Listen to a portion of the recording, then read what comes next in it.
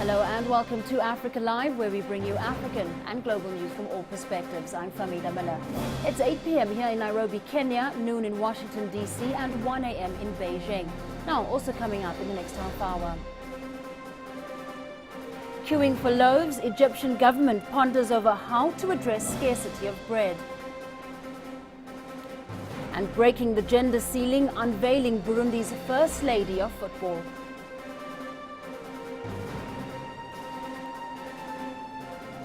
The row between Egypt and Ethiopia over the use of the waters of the River Nile for a multi-billion-dollar hydropower project has sucked in other riparian states.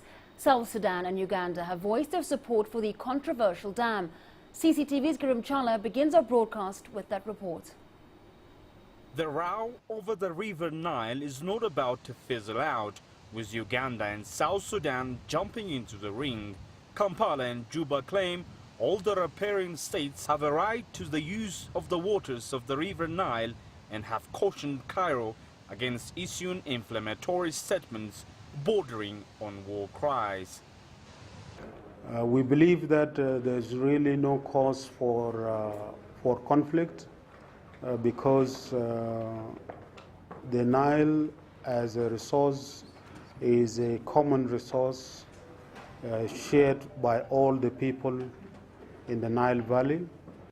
Egyptian President Mohamed Morsi Sunday asked Ethiopia to stop any further works on the Grand Renaissance Dam project and cautioned that while Cairo preferred a peaceful solution, altering the Nile waters by a drop would draw blood. I assure you that all options to deal with this are on the table. We stressed tens of times that Egyptians with their revolution came with a message of peace to this world. We are not callers for war, but we never accept a threat on our security, whether in water or anywhere else. Pronouncements did not go down well with the establishment in Addis Ababa. It argues that the project would be beneficial not just to Ethiopians, but the region as a whole. This project will benefit all the people in the region. Especially and mainly, it will benefit our country. The project assists us in our fight against poverty. The project belongs to the Ethiopian people and the government, and there won't be anything that can stop it. The River Nile is Egypt's lifeline, and any attempts to interfere with its flow are likely to rub Morsi's government the wrong way. Ethiopia, Uganda, Sudan and South Sudan have sought to assure that the construction of the dam will not reduce the water supply to the Nile by a drop. The building of the dam in Ethiopia or dams in Ethiopia would not affect adversely the interest of the other countries like Egypt or Sudan. In fact, we believe that it will even save more Nile waters from evaporation. The debate over the Nile waters and the Grand Renaissance Dam project is intensified, but leaders of the riparian states are making efforts to find a win-win solution. Grumjala, CCTV, Addis Ababa, Ethiopia. Now let's have a look at some of the background around this dispute. The row over the waters of River Nile runs deep. Downstream and upstream countries both want to gainfully exploit this resource. River Nile is the world's longest river, and Egypt is claiming a big share of it based on a colonial-era treaty signed in 1929. That was between Egypt and Britain, which represented its then East Africa colonies. Egypt was granted veto power over any project involving the Nile by upstream countries. Later, in 1959, Sudan and Egypt also signed a deal dividing the Nile's waters between them. But last month, Ethiopia started diverting the flow of the Blue Nile towards the Grand Renaissance Dam. Ethiopia says it's doing so in order to meet the country's burgeoning energy needs. However, this generated objections in Egypt. Egypt claims the construction of the dam will endanger its water supply. But Ethiopia says the construction of the dam will just regulate the flow, so Egypt and other upstream countries will not be affected. On Thursday, the Ethiopian parliament endorsed the Nile Accord, already signed by 5 other Nile Basin countries, namely Rwanda, Tanzania, Uganda, Kenya and Burundi. Now, joining us from Cairo is Ahmed Shakawi, Editor-in-Chief of the Middle East News Agency, to give us some insight into this ongoing dispute. Welcome to Africa Live. Now, Ethiopia says it will not stop or postpone construction of the Renaissance Dam as Egypt has requested. What next for Egypt in this dispute?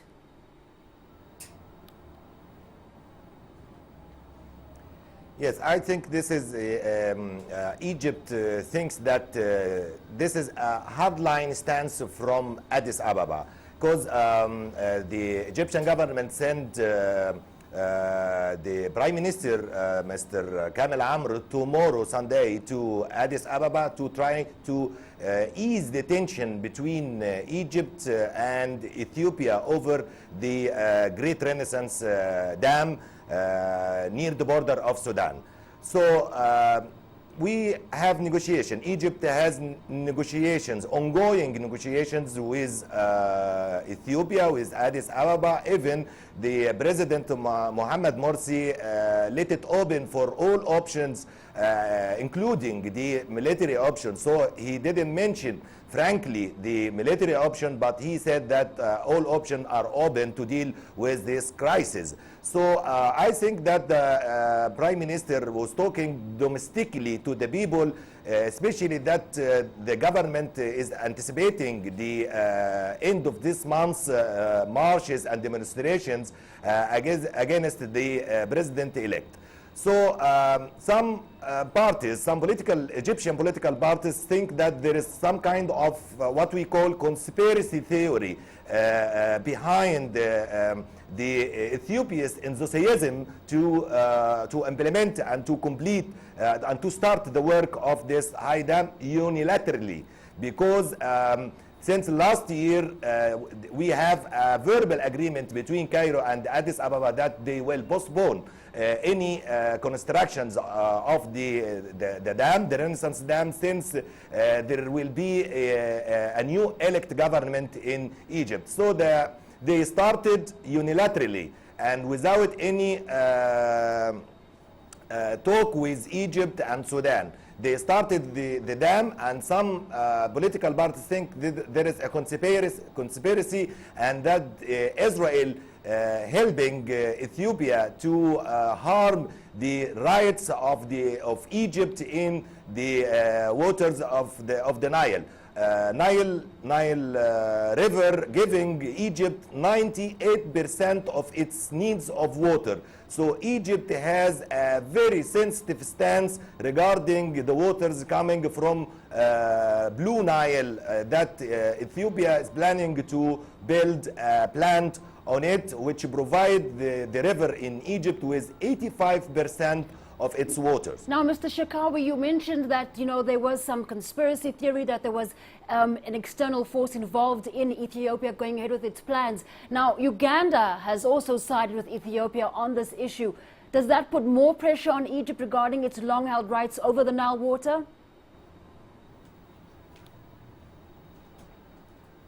I mentioned that some political parties and leaders in Egypt think there is a conspiracy theory. It doesn't mean that the government believes in conspiracy. That doesn't mean that the Egyptian stance is built on a conspiracy theory. But they think, some politicians in Egypt think that Tel Aviv, that Israel is trying to encourage any conflict with Egypt on the border, on the southern borders. This is some concept of the Israeli security theory, that when Tel Aviv encouraging conflicts on the borders of the countries on border of Israel, that will ease tension on them, on involving countries like Egypt in settling the dispute with the Palestinian rights and to support the people of Gaza against siege or all these kind of things.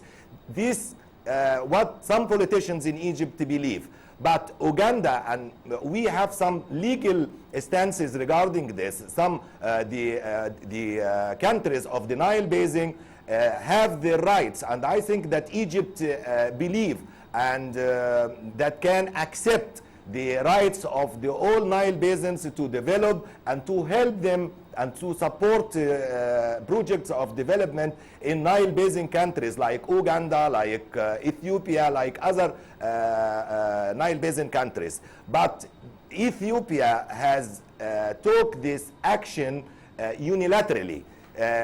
We have since the last year this trilateral committee forming of 10 scientists from Egypt, from Sudan, from Ethiopia, and they started building the dam, the Renaissance Dam, before even this committee has issued their report.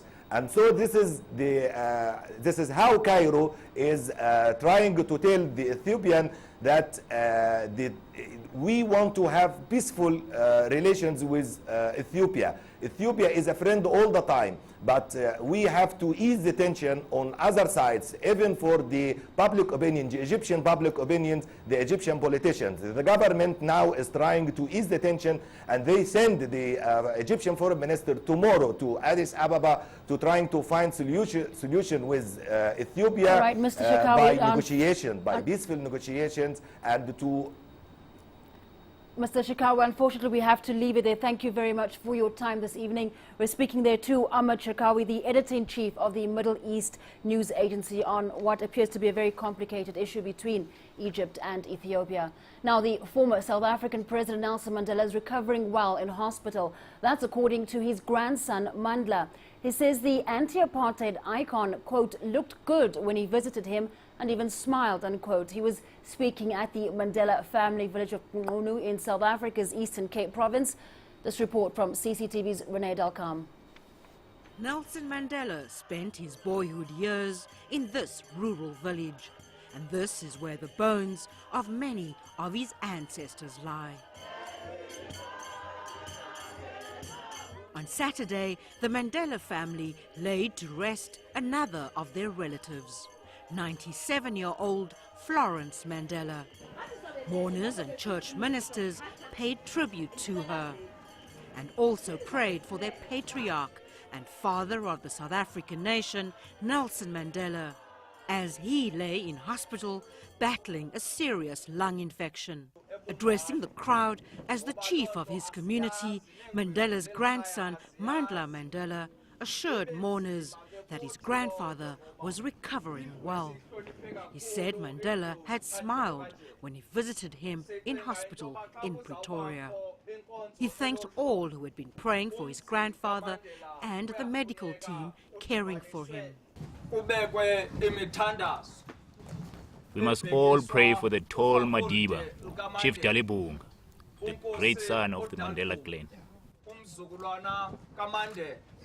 Another member of the Mandela family thanked the media for their presence, saying the village of Kunu was becoming a true place of non-racialism. One of the ideals Nelson Mandela had spent his life sacrificing and struggling for. Renee Dalkam, CCTV, Kunu. Well, fears for Nelson Mandela's health may be easing, but there's no let-up for the world's media camped outside his hospital in Pretoria. They've been there since Mandela was hospitalized last weekend, and they remain on alert, wary of missing the story. CCTV's Guy Henderson has more. Well, of course, there's people not only here in South Africa, but all around the world that are quite worried about what's happening with Nelson Mandela. For the first few days, broadcasters had little time to catch their breath. We may just see the former president again being transported out of this hospital. Various security fences. Live after live, as a worried world watched and waited for news. Occasional updates from the presidency amid hours of anxiety. And departing family members have got used to giving little away. As Nelson Mandela fights on at this hospital, the media continues to camp outside for many days and, if needs be, many weeks. Everything is ready to go. But here we are waiting. We've been preparing, we sleep, we eat like this, we sleep on the road. It's part of the game. So in the lull now, the calm of the storm before who knows what happens next. But yeah, reading, catching my emails. One resident has set up a food stall to spare those not wanting to leave even for a few minutes. Most people were actually buying takeaways, and then we thought, like, you know, buying takeaways, having to shift from here and go into the other side, you might be missing on something or the story or something. So I decided, you know what, let me just set up a table and start selling food. There has been some frustration expressed by locals, though others are less bothered. When the media is around our flat, like, we don't have a problem, because it's good for our country if everyone is being touched solely because our hero is in hospital. Even at night, camp media remains, equipment at the ready just in case there's a major development. So it is now pretty much the middle of the night. We're only up because we're doing a broadcast for CCTV America in a few moments. Most journalists by now are wrapped up in bed, but that doesn't necessarily mean that they've gone home. No one's taking any chances. Security is on duty at all hours. This is a medium risk area. There's a lot of foot traffic around, especially now, and you know, leading up to 12 o'clock, and then people partygoers coming back. That's the one reason. The other reason is that no, the people don't want to lose their spots in line. Such is the huge global interest in this ailing icon. Not one of us wants to miss a beat. Guy Henderson, CCTV, Pretoria. It's time now for us to take a short break, but still ahead on the programme. Queuing for loaves, Egyptian government ponders over how to address scarcity of bread.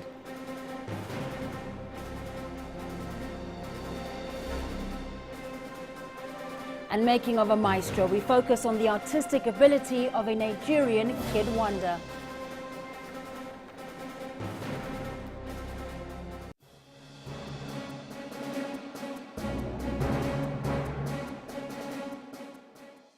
We follow the latest trends in global politics, economics, culture and sport, and how Africa fits into the global picture. You decide what's important. We need a trade justice. Africa's future will be determined by Africa. For women's equal opportunity, for a better life. We have to change something, and it's not the outsiders. Talk Africa, a new voice for the world.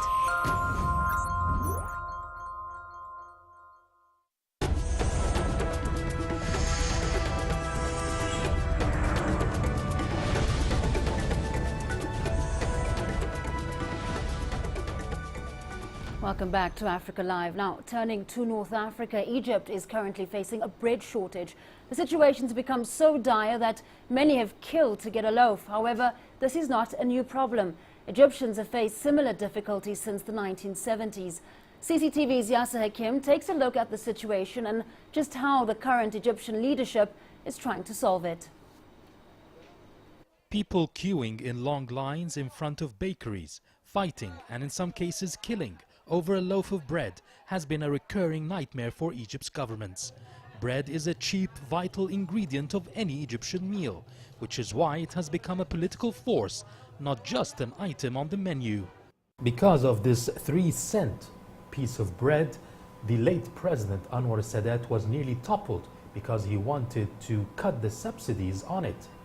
Even the revolution against Mubarak, the main 3 principles were bread, freedom and social justice. Bread came first. Now there are signs of discontent within the public as the government struggles to sustain subsidies to provide bread at an affordable price to the 84 million Egyptians. Bread makes Egypt the largest importer of wheat in the world at 9 million tons per year, but the economic recession in the last 2 years has restricted funding for wheat imports. The security vacuum has also allowed for unprecedented smuggling of subsidized wheat and flour into the black market. So the government is subsidizing bread, but there is still shortage. To avoid suffering the same fate that befell previous governments, the ruling Freedom and Justice Party opted to use its resources to deliver bread to homes of the impoverished. A move, though commendable, elicited mixed reaction from the public. It is a sign of failure by the government that the Muslim Brotherhood had to resort to such tactics used by the former leadership. It's only aimed at getting votes for elections and not helping the people. Delivering bread to the people is a wonderful idea and shows that they care for us. They know our suffering and are doing something about it. The opposition never took such steps to help the poor. In the meantime, the government has announced a raft of incentives for farmers to grow more wheat and reduce importing, as well as a plan to restructure the subsidy system and combat smuggling. Experts say it will take time, but the leadership knows time is not a luxury when it comes to bread. This is Yasser Hakim for CCTV, Cairo. To West Africa, where we find Ono Fujiri-Remet, also known as Fuji. He's a professional photographer with over 3,000 photographs to his credit. But here's what's surprising. Fuji is only 3 years old. An exhibition showcasing his work is taking place this week in Lagos. CCTV's Maria Galang has the rest of that story. Seeing the world through a child's perspective. Fuji's photography exhibition is taking place at the Terra Culture in Victoria Island, Lagos. This exhibition will display more than 3,000 photos the 3-year-old has captured since beginning his hobby not so long ago. Surprised to see the works on the wall did not even show or give an indication that this is done by a 3-year-old boy. But if you look at all the works, you will see definitely that he did them. But it's just amazing that he's so talented that he could do this. While most children his age are more concerned with their toys, Fuji has already embarked on his mission to be a professional photographer. His work has remarkably gained praise from a wide audience who marvel at his talent. Fuji's work, beautiful pictures, is taking awesome. I'm inspired, unbelievable. I really didn't think a young boy of 2 could actually do that. I'm amazed. Beautiful. Fuji's parents, Pius and Lillian Ramey, are professional artists and early child development experts. They say they try to create a suitable environment for the development of Fuji's talents. We don't really wait for the child to show it. We build the environment and we are expectant because we know that there's something about the child that they begin to demonstrate when they're very young. So the environment that the child comes into is enabling. You understand? Because every family has what they are called to do. While their 2 older daughters, Honorietta, aged 9, and 7-year-old Onateni, are award-winning youngsters in computer graphics and painting, Fuji's interests is focused on photography. His early start in pursuing his passion is a likely indicator of a bright future ahead for the budding child prodigy. Maria Galang, CCTV. Quite extraordinary. Well, let's take another quick break. When we come back, breaking the gender ceiling, unveiling Burundi's first lady of football.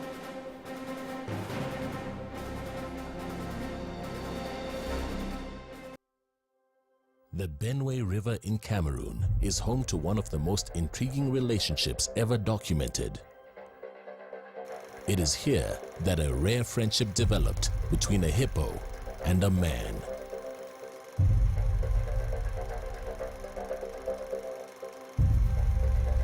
Africa, as she was known, soon became a huge tourist attraction. She allowed people to ride on her back and would give daily shows to the public. Now, Abdu is dedicating his life to help her legend live on through his own son and hers.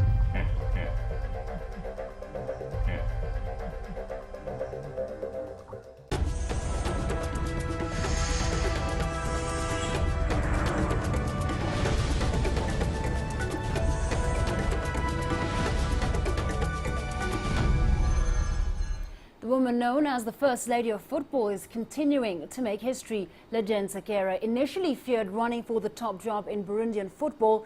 Now her talent and drive have led her to one of the most powerful positions in the sport as the first female member of FIFA's executive committee. Sakera spoke exclusively to CCTV's Celestine Caronet. A rare sight in football, but Burundi's Lydian Sekera is a rare character too, the only female head of a national football association, and now the first female member of FIFA's powerful executive committee. Nsekera was elected last month at FIFA's 63rd Congress. To her admirers, it was another milestone in an extraordinary career. For Nsekera, though, it was a defining moment. When I heard the results at Congress, two things came to mind: Burundi, then my mother. This is because my mother practically raised me when my father was imprisoned until I was 30 years old. Embracing the unknown is often difficult, and so when Lydia Nsekera, an economics graduate, was approached to run for the presidency of Burundi's Football Association, she battled with the idea. Until then, she had played a key role in developing women's football. But wanawake bengi Africa piko behind men. In Africa, women are often behind men, and naturally I was afraid. This was different. I told them, if you front me as a candidate, then we will not garner a single vote. But they were of a contrary opinion. I told them no. 3 days later, they were back at my door and I told them, you're crazy. You are crazy, man.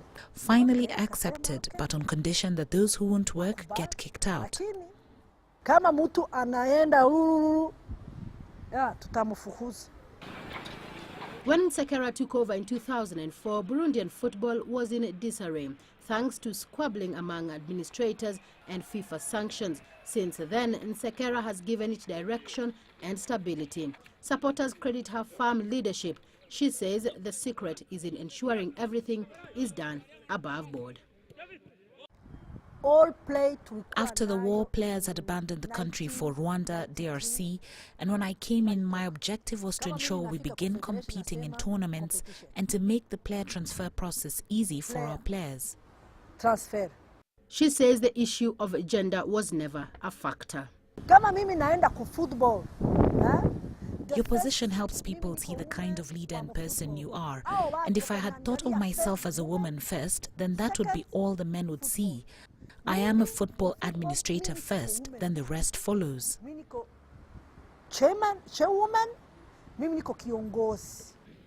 There's plenty of work still to do. Football remains seriously underfunded in Burundi, and observers say Nsekera cannot fix things alone.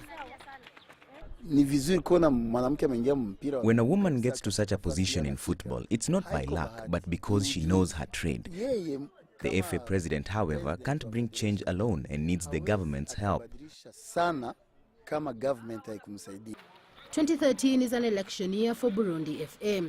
46-year-old Nsekera is hoping for another 4 years, but she says after that, someone else must take up the mantle. For the next 4 years, the spotlight will be on Lydia Nsekera as she takes her place at FIFA's high table. Now, opinion is varied on the exact expectations both from Burundians and Africa at large. But she only hopes for one thing, that she can leave a legacy which will inspire women not only to take up roles in sports administration, but also leadership roles in different sectors. Celestine Carone, CCTV, Bujumbura, Burundi. With that, we wrap up this edition of Africa Live. I'm Famida Miller. Thanks for watching.